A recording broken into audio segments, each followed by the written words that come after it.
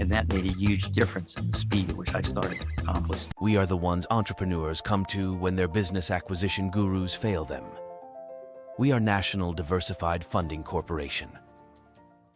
I think the biggest challenges I had to overcome in the early days, and then I'll relate back to those because in later days, my management style solves this problem by buying companies that are well managed. So, but in the beginning, I didn't do that. I bought companies that some of them weren't well managed. And then I had to look at how I structured the deal, structured the turnarounds portion of it. I had to be able to deal with that. And I was fortunate because I was always very reasonably fast on my feet. I could spot problems pretty quickly. I was intuitive in how to fix them. And when I wasn't intuitive, I could kind of crunch out a solution and figure that out. But the biggest challenge that I had in the beginnings were the fact that I physically was working in the businesses at the start. And until I figured out that was a waste of my time, I wanted to be working on the business. And then I made sure certain things were true. So I could work on the business instead of in the business.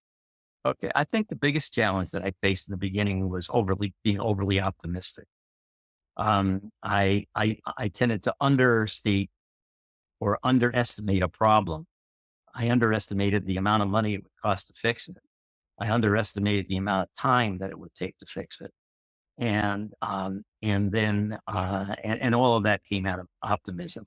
And I maybe even I overestimated the potential of a business. So I had my opportunity to make all of those mistakes. And I'll also say that there are two ways to learn in business. Okay, one is school of hard knocks, right? You just go in and make mistakes, and the mistakes teach you, but it's pretty painful in that way. Or you take the time to learn. You get mentors who have already been through it and who can spot these things quicker and can show you ways to avoid those challenges or problems in the first place. But when I started out, I was the school of hard knocks guy. Then later on, I decided, well, let me talk to people who already did this. Let's find out what they ran into, and more importantly, how they fixed it.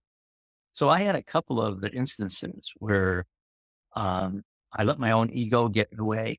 I thought I was smarter than I was, frankly.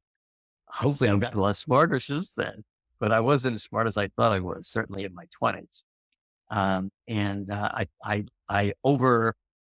let go of certain opportunities because I thought I was going to do this on my own. I didn't realize that if I had a partner, I could do it faster, or if I had a mentor, I could do it smarter.